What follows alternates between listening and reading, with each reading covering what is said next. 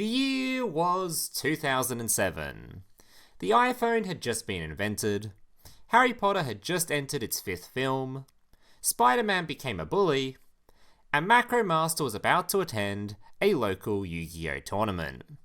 Now, a bit of important context for this story, this event was being held right after a Sneak Peek event. Sneak Peek is an old Yu-Gi-Oh! Promo event where a week before a new set was to drop, players would be given 5 packs from that set, and be allowed to build decks to face each other using cards from those packs. Now, very important to note for the story, each player was allowed to keep the cards, but despite owning them, these cards were not officially legal. Keep this in mind for later.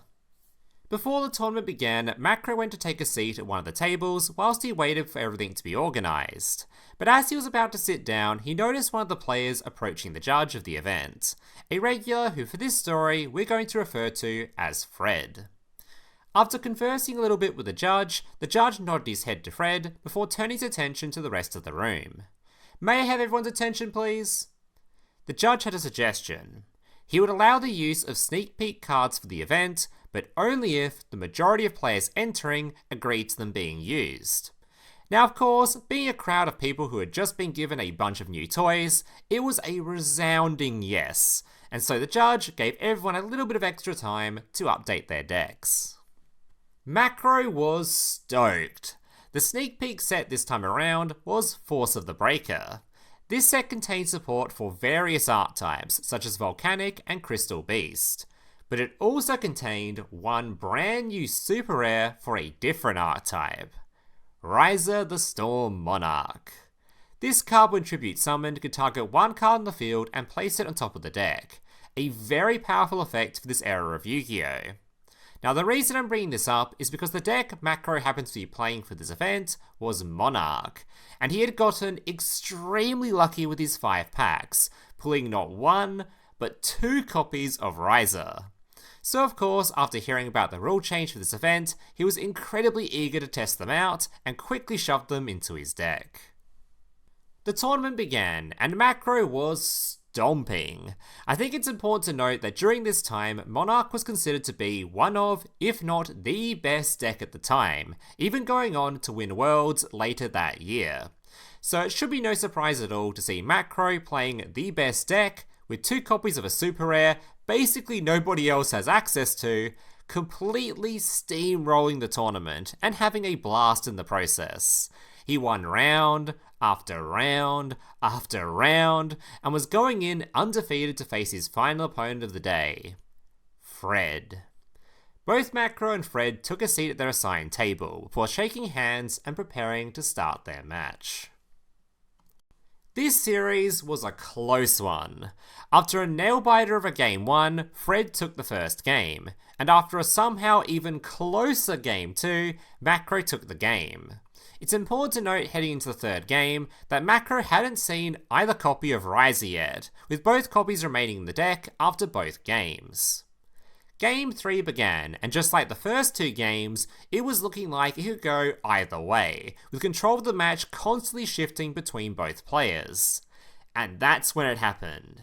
Macro drew for turn, finally hitting one of his risers.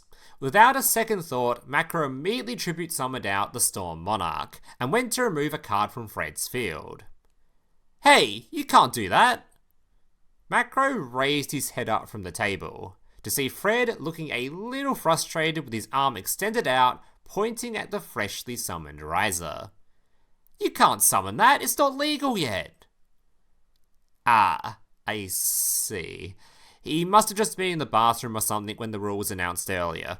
No biggie."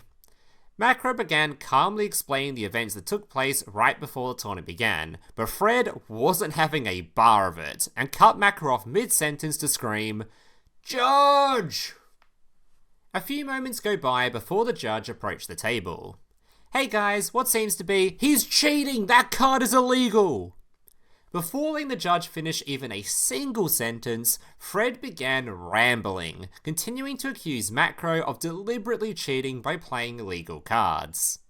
Eventually, the judge managed to get a word in. Hey man, calm down. Before this event, we asked the players if they wanted to play their new cards, and we got a resounding yes, so we allowed the cards for this tournament. Nothing Macro is doing here is cheating. It's all completely... The judge froze for a moment, with a very puzzled expression beginning to form across his face.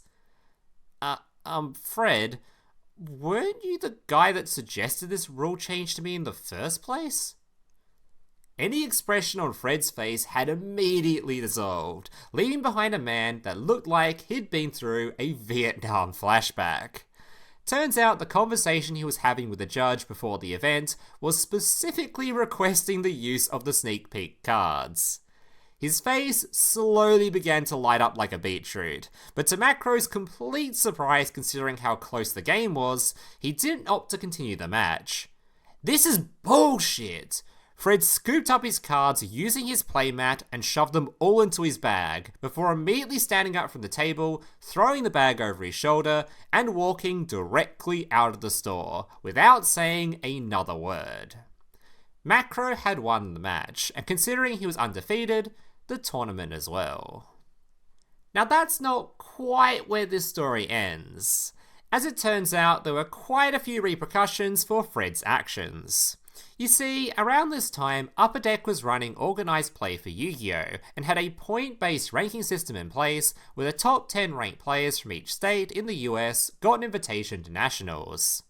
It just so happened that Fred was ranked 10th in the state, but after losing this match, he fell down to 11th.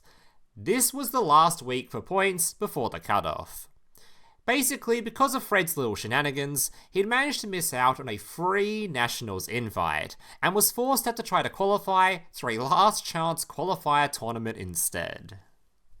And so that brings us to the end of today's tale.